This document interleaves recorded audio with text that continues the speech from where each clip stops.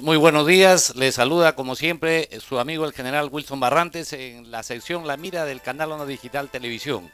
El día de hoy no podemos dejar de mencionar que se conmemoró un año de haberse desarrollado la sentencia de la Corte Internacional de Justicia de La Haya.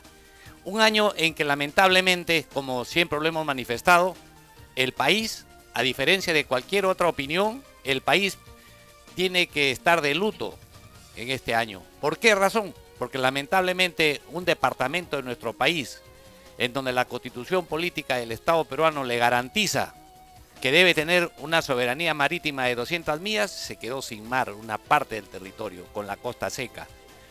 Otra parte del territorio de ese departamento está con media milla, una milla y así sucesivamente. Lamentablemente, aquí tenemos que responsabilizar, y de eso nadie habla, tenemos que responsabilizar a las gestiones diplomáticas que se han producido a través de la historia. Tratados mal firmados, acuerdos mal firmados, sin reflexión y sin visión de futuro.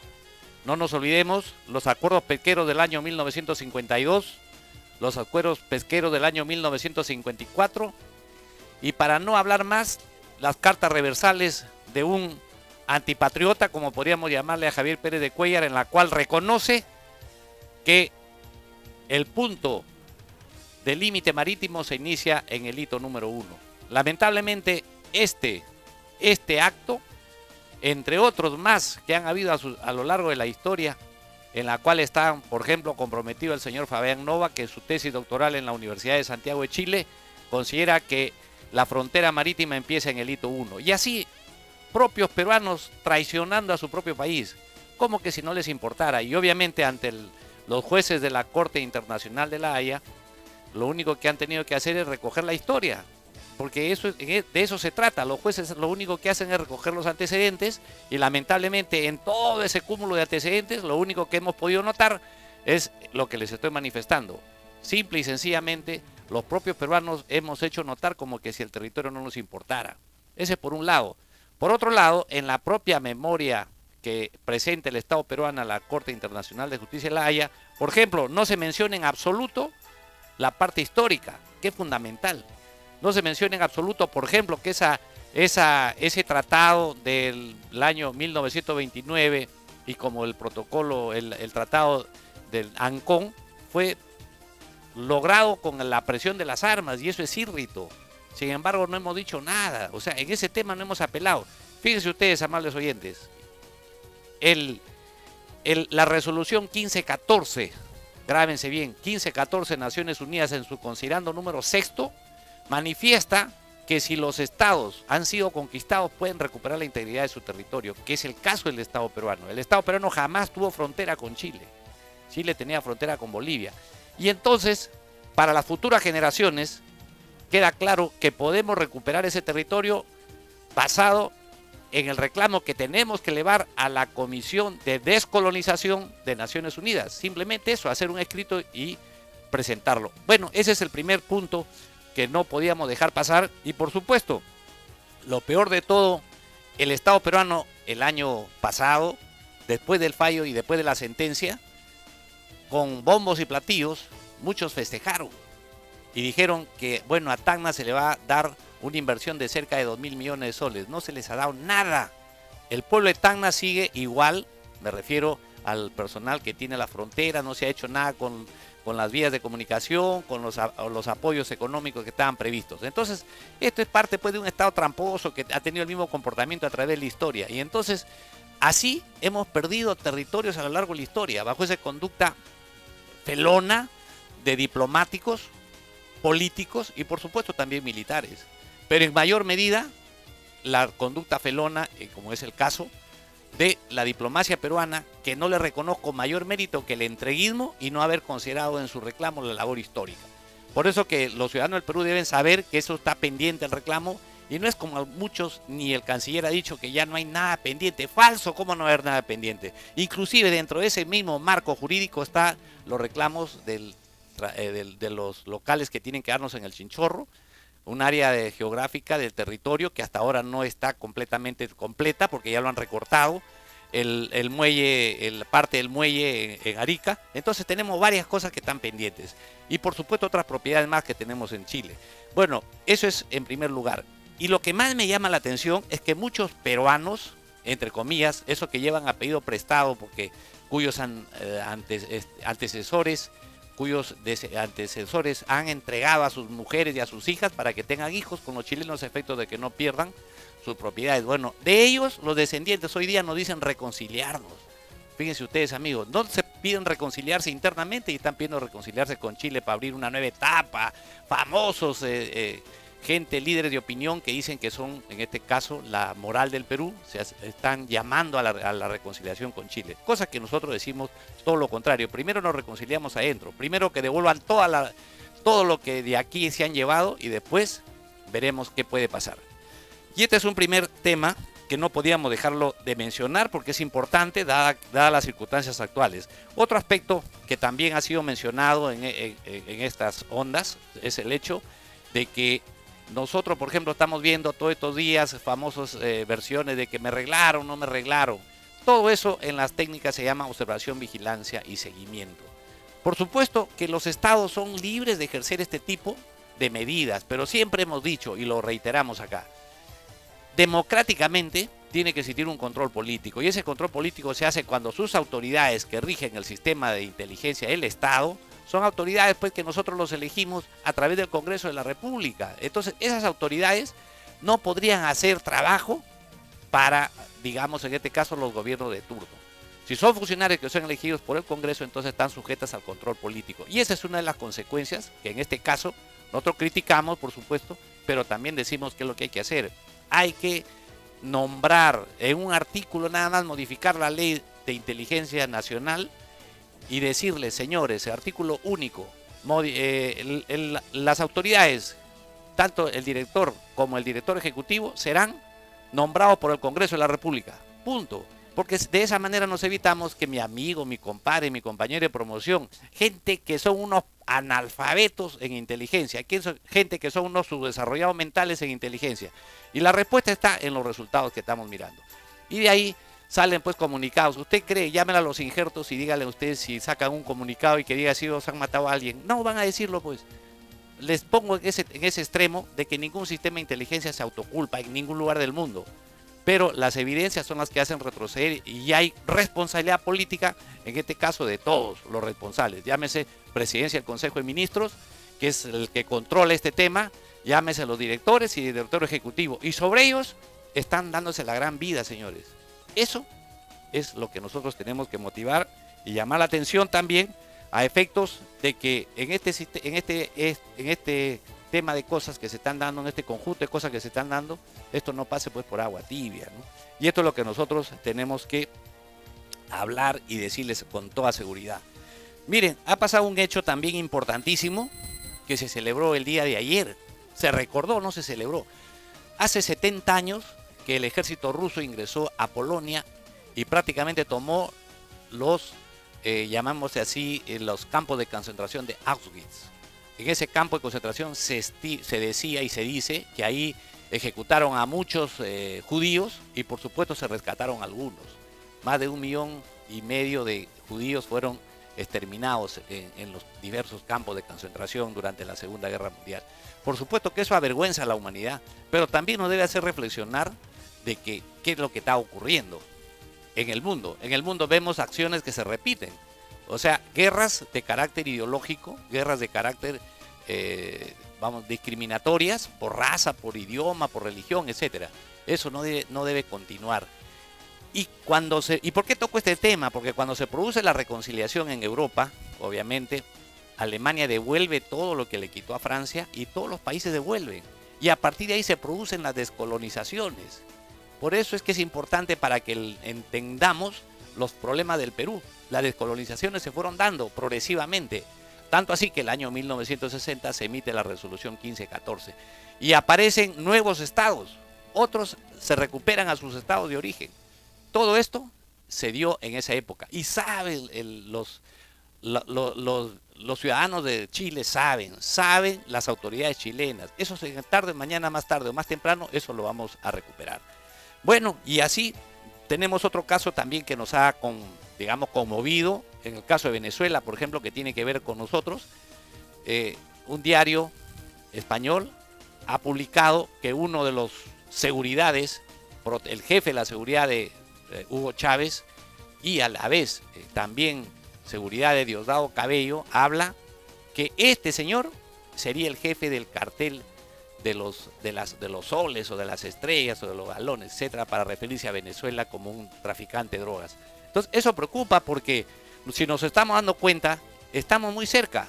Venezuela, Colombia, Perú, y sobre todo el Perú, que es, digamos, el centro donde se produce, se elabora y se exporta el clorhidrato de cocaína al mundo. Entonces a nosotros nos preocupa cómo Venezuela saca la droga y la vende, y uno de los vendedores se le vincula, ojalá que no lo sea, porque sería lamentable que el señor Diosdado Cabello, ¿no?, el presidente de la Cámara o del Congreso venezolano, sea nada más y nada menos que el jefe, pues, de este cartel de la droga.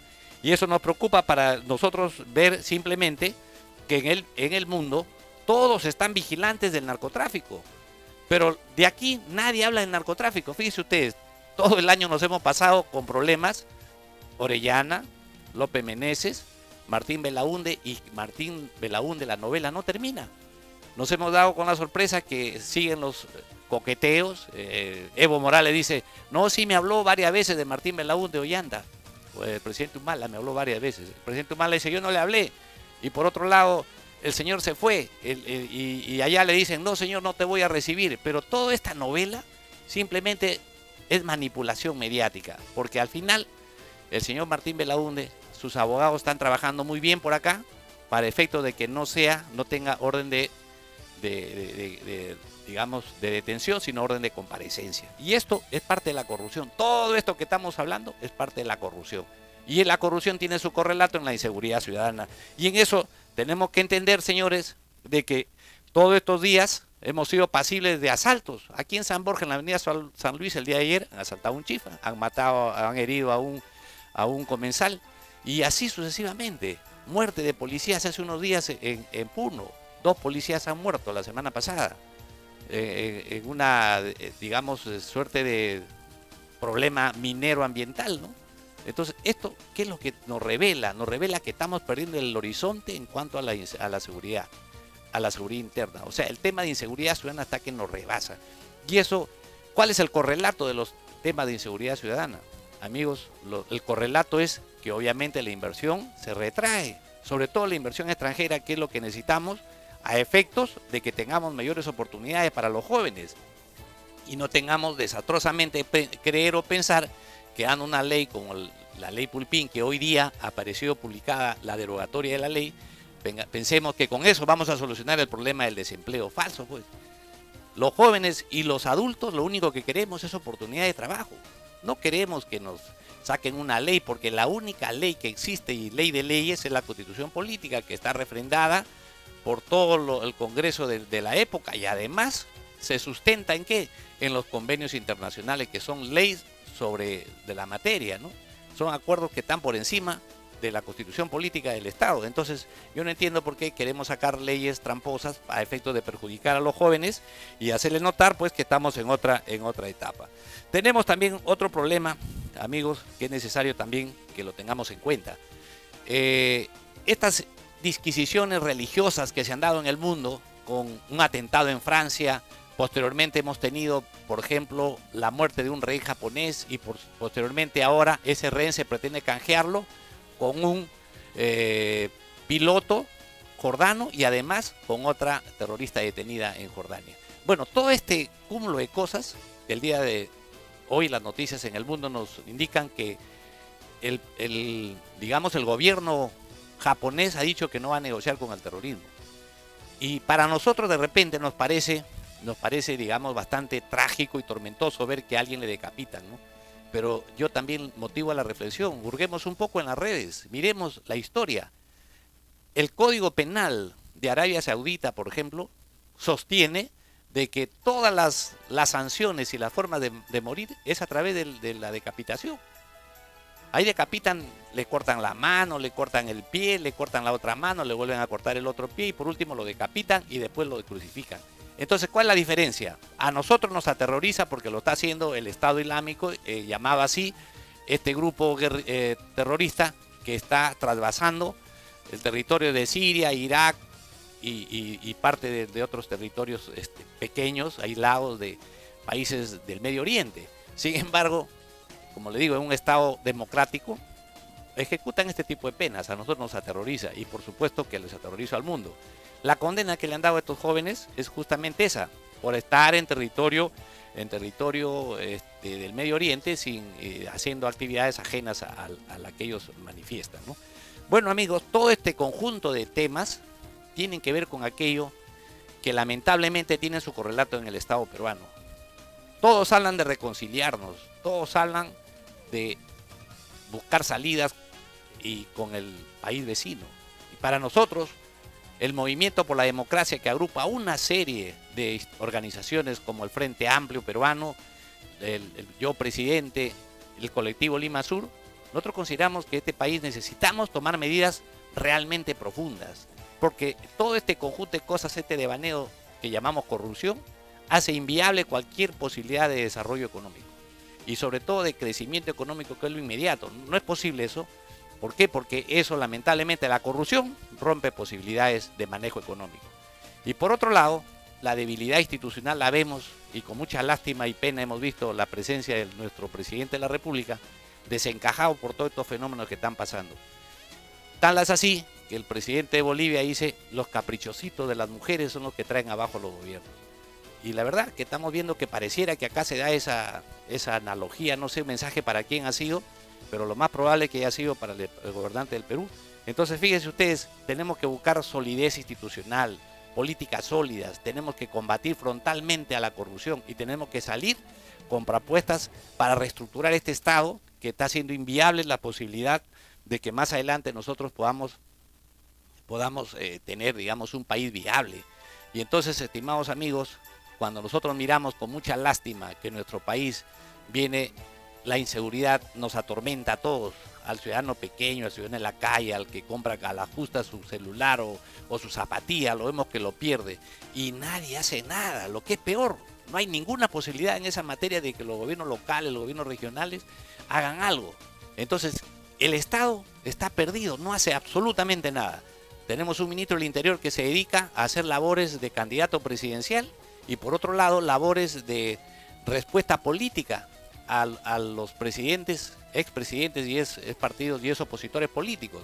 Entonces, todo este tipo de cosas que han ocurrido con los seguimientos, con las vigilancias a las autoridades, son hechos pues que nos demuestran el poco profesionalismo de los profesionales de inteligencia, el poco profesionalismo del Estado peruano, la poca capacidad de las autoridades políticas para manejar el tema y lamentablemente tenemos que censurarlo.